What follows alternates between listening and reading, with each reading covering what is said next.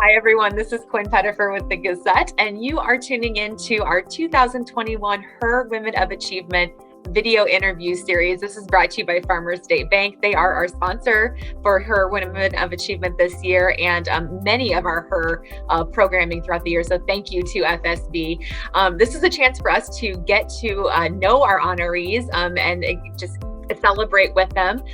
We're really outstanding list of honorees this year, including Jennifer Banta, who is with me today. Jennifer, first and foremost, congratulations. Your recognition off camera, we were just talking about, we had some amazing nominations and amazing nomination letters, but I don't believe we had as many people that nominated the same person as we did with you. So you are the record holder of most nominations for 1 year. Congratulations. Thank you. Thank you. It's overwhelming. I appreciate it. Well, it's much deserved. And I know many people are excited to learn a little bit more about your role with the Iowa City Area Business Partnership. Many people know you in the community, and I personally have just loved to hear what kind of impact you have had on the community, especially these last couple of years through pandemic, through a lot of challenging times, especially our local business community. But let's back up a couple steps here and let's just learn about you. So where do you come from? Tell us your story. Well, I am originally from Waterloo, and I graduated from Waterloo West, and was super fortunate. I had just an idyllic childhood. I lived in town, but my family farmed. My grandparents, my aunts and uncles all farmed. So I got to spend, plenty of long summer afternoons in the detasseling field, walking beans, doing all of that. And an Iowa rite of passage, right? Detasseling?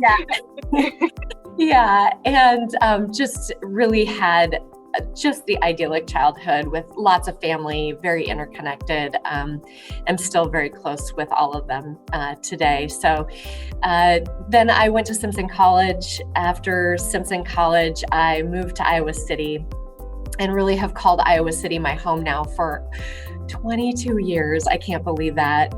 But it has really been just an amazing place to call home. And I love this community. I have two boys, Quincy and Ryan. Quincy is 19, Ryan is 17, and they keep me on my toes. Quincy is really active in soccer and plays soccer in college, and Ryan is a wrestler. So we have no shortage of things to do and sporting events to watch. And likewise, my husband, Tom, baseball coach at City High, also works at ICAD. So he's a peer with me here at the business partnership. So we also work very closely together. So that is a family dynamic right there. Yeah. The schedules alone would just be impressive to see, how do you even know where the other person is? I basically don't see my husband for 10 weeks in the summer. And, so, and it's like a rotation of soccer, wrestling, baseball. So you make it work though, obviously. You guys that's fantastic. So tell us a little bit about your actual role with the partnership and just what's all involved with that. Yeah, so I'm the vice president at the Iowa City Area Business Partnership, and I focus on public policy advocacy and community development. And I love my work because it really allows me to align my personal interests with my skill set and with people that I absolutely love to work with. So over the course of my career, I've worked at Kirkwood Community College at the Workplace Learning Connection, learned so much through that job, and was really blessed to meet so many extraordinary people. And then I worked at the University of Iowa for quite a while too, and learned so much, again, building my network and learning so much from the College of Business and from JPEG. So when I stepped into this role, I had never really done advocacy before, but I was very interested in just the impact that policy, state, federal, local policy makes on people, and especially on businesses. So I wanted to learn more about that. That wasn't something that I had ever learned or hadn't ever been paid to do. But Kim Casco and the board here at the Business Partnership took a chance on me and hired me. I don't know if they regret that or not. I don't think so. Through the first few years of working at the Business Partnership, I really could take what I learned from the College of Business at the University of Iowa, customer discovery. And I just went out and started talking to our members and asking them, what are your major challenges as a business leader? And overwhelmingly, I was hearing workforce. And then when I started digging even deeper into that, what I was learning was that childcare was pulling a lot of moms out of the workforce, especially after they've had their second child. And I heard time and time again, I'd be talking to CEOs and just a variety of different business leaders, and you would hear the same thing. My best employee had to leave after she had a kid because she couldn't, find childcare, or childcare was so expensive. And to be quite honest, where this kind of aligns with my own personal interests, being a woman in the workplace with those two kids that are now almost raised, I was having the same problems 15 years ago. And I couldn't believe that this hadn't been addressed yet and that we hadn't figured this out. And so I leaned all in on it. I have a business council for legislative affairs that it's a makeup of business leaders. And I went to them and I said, I think that this is a major issue that the business partnership needs to really start addressing. And there's so many people talking about this from the Iowa Women's Foundation, just a variety of different groups. And I thought that the business community could amplify their voice and talk about how this is a business issue, not just a woman's issue. And so really started talking about that, going out and having conversations. And in 2019 decided I need to start the Johnson County Child Care Coalition. So the Child Care Coalition started meeting regularly, started tackling a variety of major issues, and then the pandemic hit. And then, as you know, Quinn, women just started leaving the workforce in droves. And so it led me to start really collecting data, trying to tell the story. I also was meeting weekly with a lot of our childcare providers and trying to figure out how to stop the bleed there as well. So it's been a really a roller coaster ride. I guess none of us has been able to escape the impacts of the pandemic, but I think women in the workplace has really been a major issue and a big setback over the past year. So I was being pretty vocal about childcare and women in the workplace during a meeting with Debbie Durham. And so Debbie Durham, Director Durham, said, well, the governor is starting this task force, this child care task force. And she said, I think you need to be on it. And so when Debbie Durham calls you on the phone, you definitely answer the call and then you say yes to whatever is being asked of you. So I'm currently sitting on the governor's child care task force. We are working on recommendations on what we can do at a state level. But I'm also working really closely with Senator Ernst, who is on the Small Business Committee in Congress, but she is also a major advocate for childcare and for women's issues in Congress. So trying to just amplify the message and really get out there and talk about how this is impacting not just women, not just families, but business and industry as well.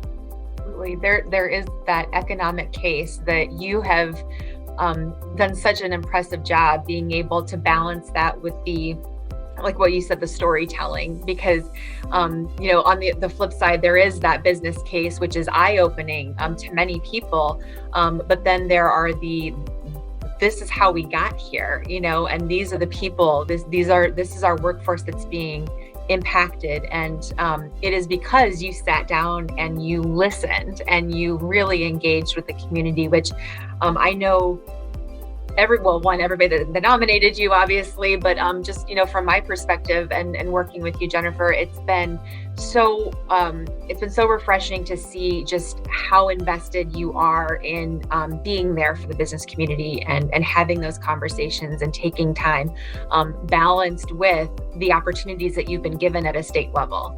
And I realize it's because of that time invested that you are doing what you're doing and that magnitude, but you have also managed to maintain those relationships at the local level, which is so important, and really does demonstrate your leadership. So thank you for that. And I know the work in the childcare realm specifically is just something that has moved substantially because of you. And you know, my next question is you know, kind of tied to you know, we are seeing progress. We are seeing signs of hope in this realm and other needs for the business community, but there's still challenges. So how are you working through current and anticipated challenges in the future? Well, I think it goes back to being a good listener. And I think over the last year, not only have we experienced, you know, hardships related to the pandemic, but we've also experienced hardships due to race. And, you know, yesterday was the 1-year anniversary of George Floyd's death. And I think as I mentioned, I collect a lot of data. And one of the things that I have been collecting is not just the impact of women in our economy, but the impact of African American women. So 75% of women in Iowa are in the workforce, and the percentage for African American women is in the 80 percentile. So when we think about recovery, for me, when we're talking about this, it is not just getting us back to where we used to be, but how do we reimagine? What is our vision for the future?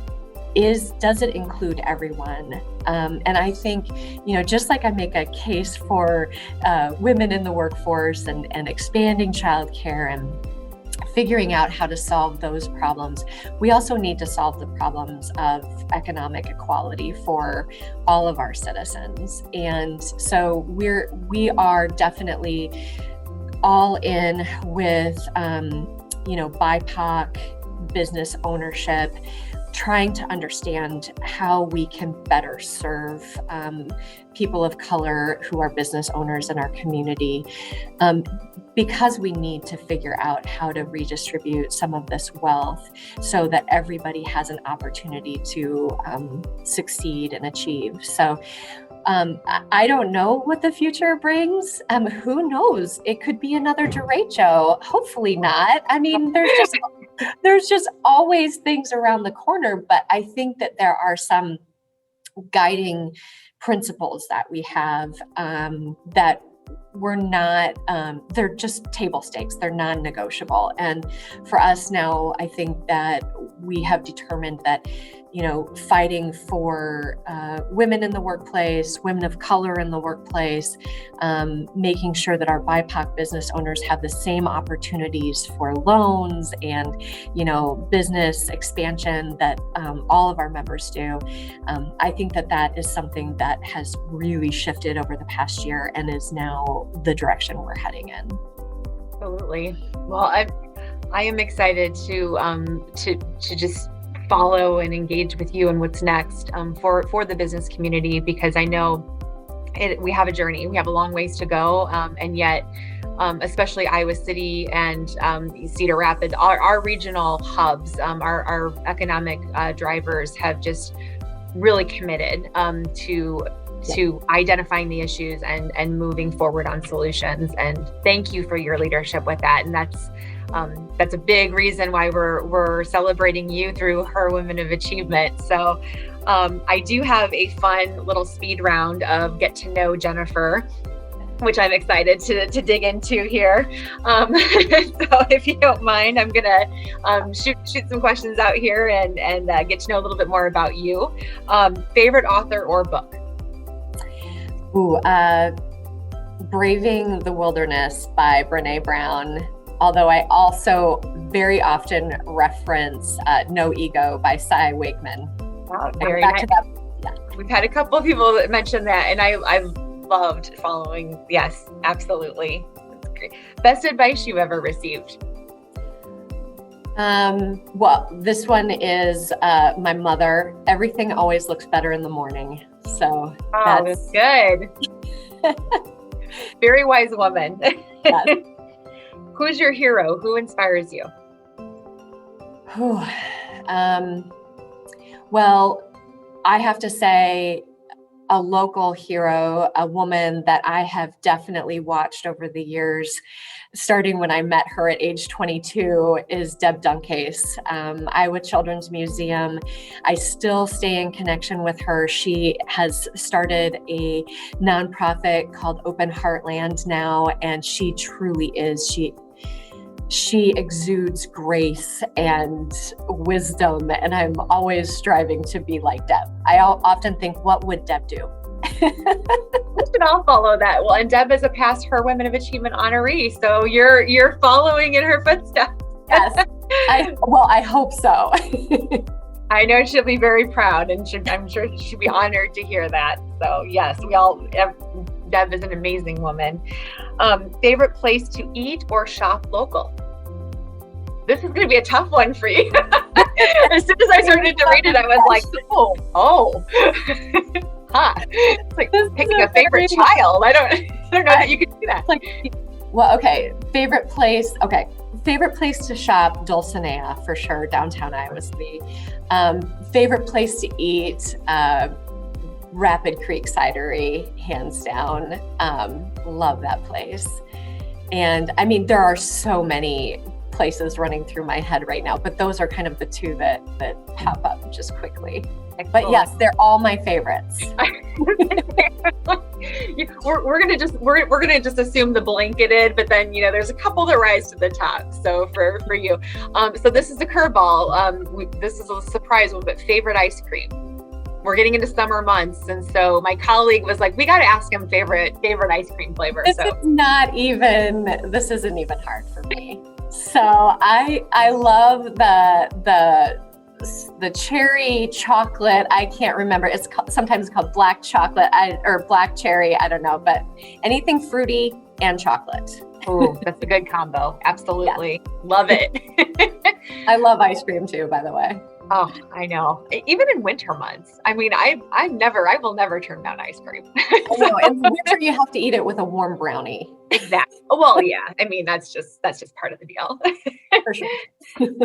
So Jennifer, I know I've had the honor to work with you in a few capacities, and I was so excited to read your name on the list of honorees for this year. I think you are doing an amazing job, and you are such a critical voice in what we need in workforce, whether that's childcare, the local business level. So thank you for your leadership. I am really excited that we get to honor and recognize you in all your hard work. I know that's not why you do it, but we're really proud to get to present this award to you and really excited to celebrate you. So congratulations. I am going to let you, if you want to say a couple words about the award, the floor is yours. Yeah, well, thank you so much. First of all, I want to thank you, Quinn, and Gazette, her magazine, for this award and, the opportunity to connect with awesome female leaders in our community. It is such an honor. And as I was kind of thinking back about what got me here, I wanted to acknowledge that it was not a straight path. When I was younger, I had, a vision of what my career path would be. And I often say, one of the things I say quite often is we make plans and God laughs. There have been many twists and turns along the way, some very hard-earned lessons, but the outcome has been much richer and far more interesting. Definitely have some patina than what I could have imagined, in my 20s. When I moved to Iowa City 20 plus years ago, I thought it was just a stop along the way to something, different. And what I found was that there is something special about this place. I've had the opportunity to work with smart, dedicated, real amazing people. And I'm thankful for the support that I found here. I'm so thankful for the opportunities that I've received. And I find that it's, truly special that I am sitting here with you today, because this was never really part of the plan. So I'd like to thank those that nominated me. It was truly a surprise, and I value this acknowledgement, more than you know. I'd like to thank my amazing team at the Business Partnership, including Kim Casco, the most incredible servant leader that I know, who lets me go off on tangents. She very rarely reins me in. She occasionally has to rein me in, but very rarely reins me in and really allows me to use my strengths, which is, such a blessing. My work at the Business Partnership has allowed me to combine my passion with my love of the community, my strengths, and really work with people I love and respect. So I'm incredibly lucky. I'd like to thank the tribe of women. I have to acknowledge the tribe of women who cheer me on. They dust me off when I fall down, and they pick on me just enough to keep me humble. You know who you are. I wouldn't be here without you. You all are the ones that nominated me. So thank you. And lastly, I'd like to thank my family, my boys who allow me to, as they say, go on little Jenny's big adventures. And my husband, who is not only my coworker, but really my biggest cheerleader. And he provides us with plenty of entertainment along the way. So again, thank you to Farmers State Bank and Her Magazine for providing a platform to celebrate women. That's something that I'm passionate about, is acknowledging amazing women. So it's been a real privilege to be involved, and thank you so much. Oh, Jennifer.